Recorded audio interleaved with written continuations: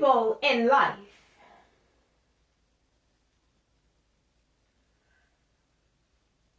might say that you have treated them some type of way. But what they won't tell other people is how they treated you. Can I talk in here today? People are so quick to try to paint other folk as the villain. But they won't ever disclose what they did to cause that individual or that group of individuals to respond to them and treat them the way that that individual or those group of individuals have or do.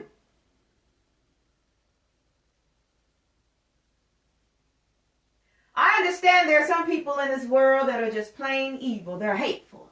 I don't care how nice you are to them. They just have a dirty, filthy, nasty disposition. I understand that. And oftentimes, folks like that are, I'm hearing, closeted narcissists. Meaning, a narcissist is a narcissist, but they'll try to hide who they are. They're the type of folk that like to they will try to gaslight. I was going to say try to, but they will gaslight some people, but they will try to gaslight other folk, other people. They're the type of people to throw the rock and hide their hands. They're the type of people that will make little subliminal comments, subtle statements. They'll say, what do you call it? Underhanded comments or underhanded jabs, whatever you call them, when people try to be slick with what they say. They try to offend you, but they don't want to come out and do it directly or say it directly. So they have a slick tactic on how they attack you verbally in their speech. Oftentimes, people that are narcissistic, they like to pick at other people. They're always somewhere with their mouths on other people. They like to pick. As soon as they see such and such, they want to pick. They want to say something because they are trying to trigger you into a reaction that will hang you, not them, while they throw the rock and hide their hand. And let me tell you guys something. For years, I've had narcissistic people coming at me and towards me. And I'm not going to make this about me, but I have to reflect back to my own experiences and interactions in warfare against narcissistic individuals, because I came up in an area that was full of them. I attended a high school that was full of them. People that would make rude comments at you as you are walking down the hallway, minding your own business, and then they would lean forward and say what they have to say, and then then they would retract back into whatever positions they were standing in. They just wanted to say something to get at you. And oftentimes, I don't know about you guys, but in my case, it would come from males more so than the females. Dudes that were jealous of me. Dudes that were insecure. Dudes that I turned my nose up to and walked by them as if they were fecal on the ground. Because that's all they were in my eyes. I'm not saying I thought that exactly at the time, but I knew these folks were beneath me, male or female. But that's how they would operate. And see, if I had played into their idiocy, I would have been in the principal's office, most likely stuck in in-school suspension, which is something that we called ICE, or somewhere in home suspension, somewhere roaming around the house during the daytime, when I should be sitting in my classroom. Because one thing you got to understand about a narcissistic person, they always want you to play into their hands. They always want you to take the bait. And that's one thing an enemy does. They want you to take the bait. So if they insult you when you're walking by, they want you to take the bait and start a confrontation with with them. Or if they just pick at you, just say whatever, just something they think will get under your skin. They want you to react, respond. But what they're really targeting, what they're really trying to chisel away at is your self-esteem. Why? Because you're treating them as if they are inferior to you, because they are. My enemies, they hated the way that I walked around that high school with my nose turned up at them, as if I was better than them. And yes, I was, definitely. Yes, you're always better than your enemies. You're always better than your enemies. People may say, well, you shouldn't say that because nobody's any better than anybody else. Well, would you put yourself down on the level with your enemies? Are you petty? Are you ate up with jealousy? Are you ate up with envy? Do you pick at people? Do you mock people? Do you make fun of people with disabilities? If you don't do any of that and your enemies do, they're beneath you. And that's exactly what my enemies did. They made fun of people that had disabilities. If there were people that came to the school that had a disability, they found it funny. I can remember one individual in particular that was filthy. I know he won't raise. He would make fun of people or somebody that had a disability. He was filthy. He was the ugliest thing walking around in there. One of the ugliest. But he made fun of everybody else, it seems like. Well, it did. He did. And I couldn't stand him in high school. And like I said, I've had my run-ins with my enemies in high school. You can believe that. But I always stood my ground or either walked away. Everything isn't about going toe-to-toe verbally with somebody all the time. I can remove myself from your presence and never deal with you again. That's the type of chick I am. I always have been. Not that I was around that individual, but there were situations that I found myself in where I didn't say anything. I just walked away and never allowed myself into the company of whoever those individuals or that individual was again. Now, you don't disrespect me and then I continue to hang up under you. Not that I'm saying I hung up under anybody in high school, because I'm not saying I didn't have associates, but I'm talking about the people that disrespected me. They only had one time to come out of their mouth wrong towards me. And I would never be around them again. I actually remember an incident that where I never was friends with my graduating class. Never. None of us liked each other. But I can't think of maybe two people that I did conversate with. And at the time, I'm not going to say I saw them as a friend or a foe, although maybe I did classify maybe a fingerful of them as a friend, as friends. But I never had any friends in high school. My friend in high school was named Jesus. Okay? And he walked with me and he talked with me. And he always told me in so many ways that I was his own. But anyway, I can recall one particular day I was sitting, that there was this area on the playground where they had these I think it was two white trailers, or if they weren't white, I don't know what color they were, but they were like these little trailers that they had sitting on the campus, on the playground. And they had these steps, and they were, as you come out of the cafeteria, they were located to the right of the steps toward the back end of the cafeteria. And that would be the entrance or the exit that does not lead into the actual school hallway. And I remember, sometimes people would be seated there. The students would be. And I remember one day I was seated out there. And I don't know if other people came out there to sit, because most likely that was the situation. Or even if I went over to sit, I don't know how it went down. But I know I was just sitting there among some people that were in my graduating class. And I remember one girl in particular, very, very unattractive girl. I didn't like her. I've never said two words to her, nor she to me. But I remember she made some sort of slight comment about me in the presence of the other students there. And I don't think anybody said anything. I don't even recall anybody even laughing. I guess people were just like, she just said it right out of the blue, like she was just itching to say something. Because like I said, these are highly jealous people. And as soon as she said that, I didn't say anything back to her. But this is how I operate. I stood up and walked right on off. And that was it. Because I let my actions do the talking. I let my actions say, I'm not going to sit around something like you. I don't have to say anything to you. My actions will show you that you are beneath me. And this girl is actually dead. I remember her name. Of course, I'm not going to mention it. But I didn't like her. I remember she used to sit beside me in we would have to go to, before we went to first period, we would have to go to homeroom. And I remember my homeroom teacher, her name was Miss Poitras. And this girl sat to my right. And she never said anything to me. I never said anything to her. I knew she didn't like me, and I knew I didn't like her. And so, you know, I mean, the energy was just, the negative energy was just there. No, we both could not stand each other. And I remember, I'm sure, yeah, she was the one that had made a comment. She was a dark-skinned girl. And she had made a comment. I don't know what she said, but evidently it was something disrespectful towards me. So I got up and I walked away. And I mean, you know, these people would just call your name and say this, that, and the third, just like you weren't sitting there. I really think that these people thought I was afraid of them. I wasn't afraid of anybody. Hey, if you put your hands on me, I'll show you better than I can tell you. In high school and anywhere else. But I was always the type of person, I would remove myself from the presence of my enemies.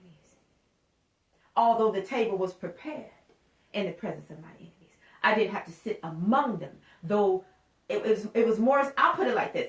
I sat among them, but I was not a part of them. Put it that way. So there were times when I had to sit among them. That was a time I didn't have to, so I removed myself. Because I think that, you know, in life you have to look at what's around you. And are you down there with them? Or are you up here with God? And even if you're not walking with God, you still shouldn't be down there with them. You still shouldn't enter the path of the wicked. So like I said, I don't know if I went over there or they came and sat down, but I think I may have already been sitting down and they came over there and sat down. Because for one thing, my enemies in high school, they didn't have sense enough to leave me alone. All they would do was watch me and follow, and ask me about my life, and just worry about this, that, and the third, and you know, just obsessed, sickly obsessed, just like they are now, those that are left. And so I'm saying that to say this, you guys.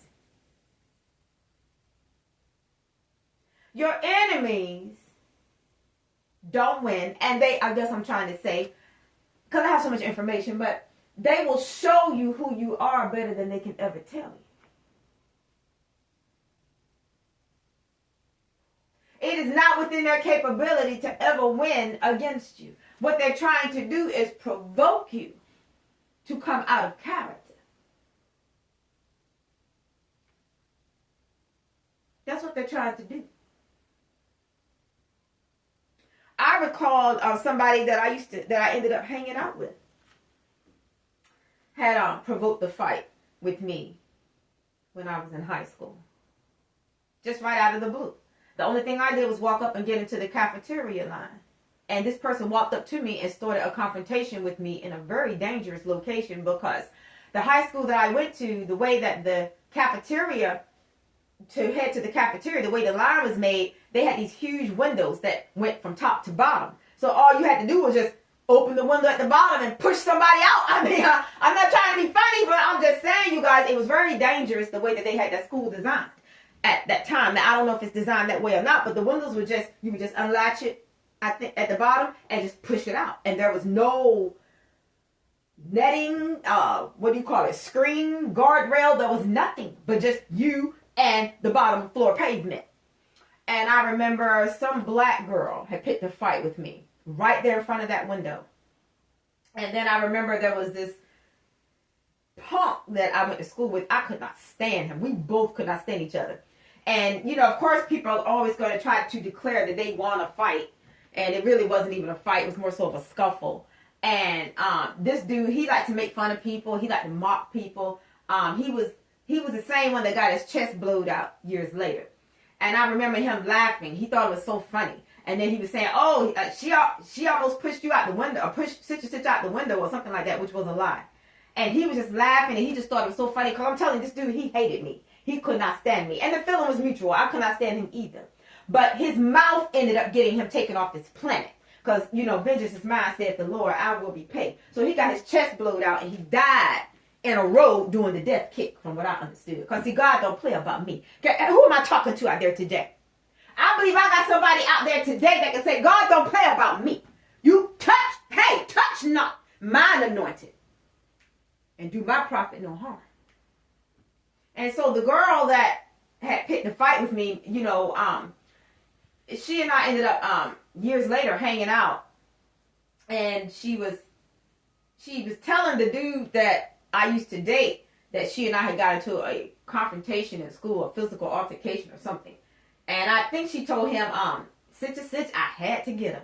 No, she didn't. It wasn't like that. No, it definitely was not like that. And then I also can bring to the forefront, had to get me for what? Because those females that attended Franklinton High School, they know that I did not associate with any of them. I didn't even speak to them. I wasn't even around my graduating class because I couldn't stand any of them and they couldn't stand me. I didn't believe in hanging with enemies. And so I distanced myself and focused on what was important to me in my life at that time. So, and I remember something being said, if I recall correctly, that she had said something like, I had to get it. No, she didn't. It wasn't like that. It wasn't like that. It's just that she was a troublemaker and she was jealous of me and she wanted to pick a physical fight with me because of that. And, her entire family is gossipy anyway. They're very gossipy people. And that's one of the reasons why I just cut all of them off and never look back. Because it's another story too. I'm down the road, but I'm not going to get into that right now. But I used to hang out over at her house, and it would be a group of us on the weekends, and, I'm going to leave it at that. But eventually it was like, And then I remember the person that I used to date, as soon as I cut them all off, I don't know if it was a couple years later or whatever, but he said, I knew that wasn't going to last. He said, because I know what kind of people they are. Oh, my gosh. Because he was actually hanging with them before I was. So he knew what type of people they were. They're the type of people that like to gossip and steal other people's business and all that. And I'm not about that. But some of them were funny. They were comical. So like I said, you guys, people being funny, that's no reason for you to hang with people that are not on your level. That's no reason for you to hang with people that are not on your grade. Because sooner or later, all that funny is that's going to diminish, and they're gonna show you that. I'm not going to say they're going to turn on you because they're not for you in the first place. It's just that they had, I don't know, maybe energetically they haven't come together to decide, well, let's target this person now. But when they do, be ready for them. Be ready for them. Because let me tell you something. If you are around people that are narcissistic and they're always sitting around gossiping and talking about other people, don't think they're not gossiping and talking about you when you're not around, because they are. And especially if you get involved with somebody that is from their friend group that they secretly want, you just became public enemy number one in their eyes. So anyway, that's as far as I'll go with that. But like I said, no, it wasn't all that. But as far as the scuffle or whatever, but she had no right to put her hands on me. But I don't dwell on stuff like that. But I have to speak about I will reflect about certain battles or confrontations that I've had throughout my life to minister to other people and help other people out there. If you were a target of somebody or a target of a group of people, because like I said, as far as the spiritual warfare that came up against me, what I experienced in high school was just training ground for what I had to face a couple of years ago when the same person that was from their friend group waged a war against me with a massive amount of other people, and I want to say I was ready for them.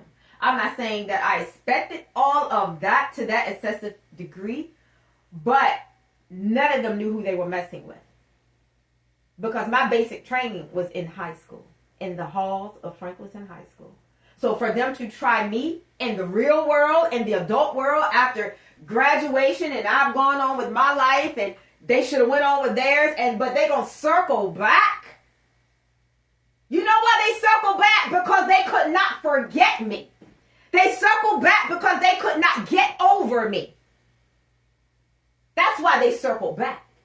Because people can't get you off of their, I'm here out of their spirit, off of their mind, because you live in their mind rent free. That's a psychopath. That's a nutcase. That's somebody crazy when they're holding you like that. And especially if you're somebody that has never in your life associated with them.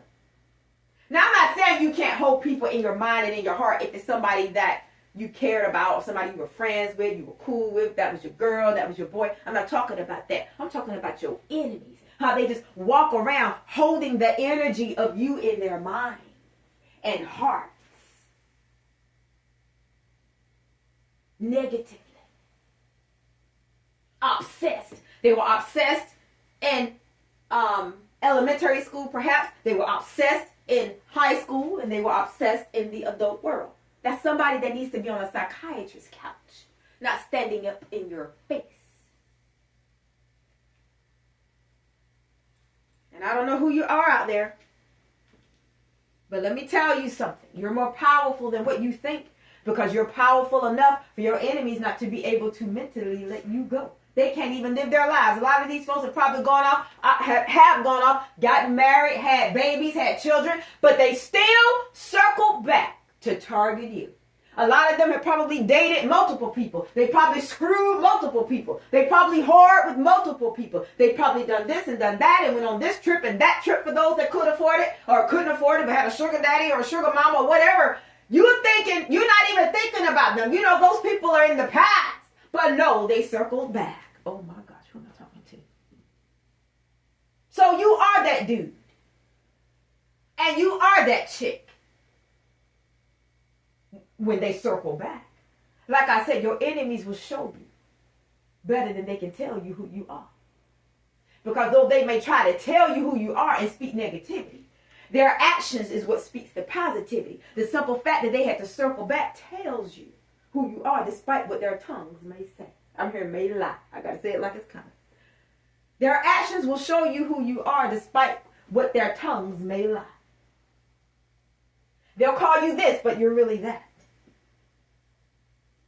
They'll say you're down, but you're really up. Why? Because they're not on the inside looking at your life and your situations and your circumstances. They're on the outside trying to look in, making their own judgment call.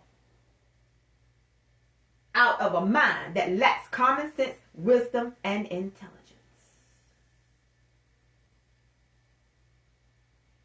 If you're like me, your enemies are somewhere spreading lies, trying to build a wall of illusion around your lies so that other people see you a certain way. And while they're out there lying, if you're like me, you're somewhere in a shopping complex with other ladies. But the way that your enemies painted, like they are joined to your hip and know what you're doing every second of the day. I know the devil to be a liar because everything ain't what it seems behind the scenes.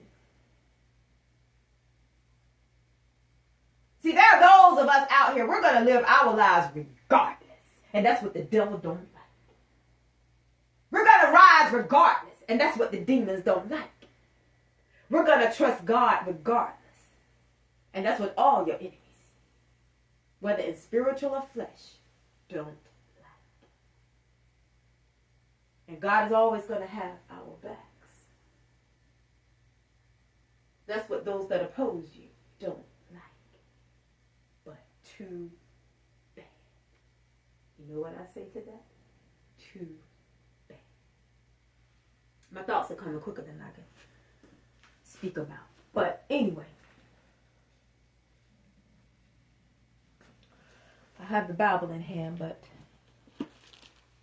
I don't have a particular scripture in mind, so I'm just going to talk this one out. But I'm still going to have the Word of God present because I don't like to speak without it. Sometimes I do, sometimes I prefer not to. Narcissists. People will try to paint you as a demon. But it's really them that's the devil. And see, the thing, I think what God is trying to get you to is get you to the point to where opposition coming at you does not change your personality and how you interact with other people that have not done anything to you. Because it can make you more of a hardened person.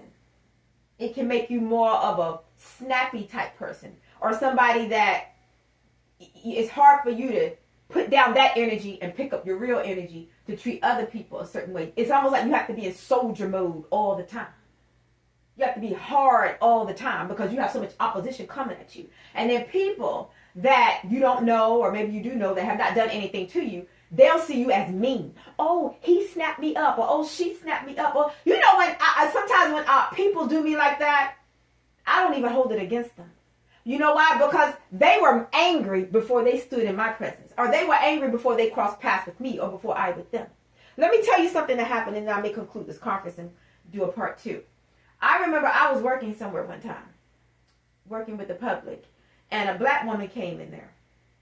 And I had to assist her with something. And she snapped me up. She was very rude. And I just stood there, and I can tell when people are having a bad day and when it's really not about me. So you have to learn that, especially working with the public. And I didn't say anything. I was still just nice to her. And she was like really snappy, and she walked off. And it wasn't even 2 or 3 seconds later, I looked, she had walked right back to me. And she stood right in my face, and she said something like, I want to apologize to you. She said, I don't know if she said, I don't know if she said something like, I was rude to you, and I was da-da-da-da-da. And I was like, oh, that's all right, that. And she was like, no, she was really like upset with herself for snapping on me. She said, she said something like, I was rude to you. She said, I want to apologize to you. And I honestly didn't even have anything against her. I believe I knew, if I'm incorrect, Father, forgive me, that it wasn't about me. She had something else going on. Or somebody had just tipped her off somewhere else, and maybe she was just in that energy. And this was a long time ago, and I was working somewhere, working with the public. And she came back and apologized. But that was really, how could I put it? That was really good of her, great of her to do that. And it was a black lady. And she came and she said, I want to apologize to you. Because she knew she had snapped me up, but she was angry before, she got to me. I don't know what the interaction was, but I don't know if I asked her something or something. Because, like I said, I was working with the public. But see, that's what it's about, you guys. If you do somebody wrong, you come back and apologize. But see, she had a conscience. Everybody don't have no conscience. There have been people, we've all snapped people up that we didn't mean to. I remember when I was in college, I had an instructor. And I'll just say that I really wasn't in the best mood that day. And I kind of just, I don't want to say I snapped her up, but I kind of just shrugged her off. And I think it kind of rubbed her the wrong way.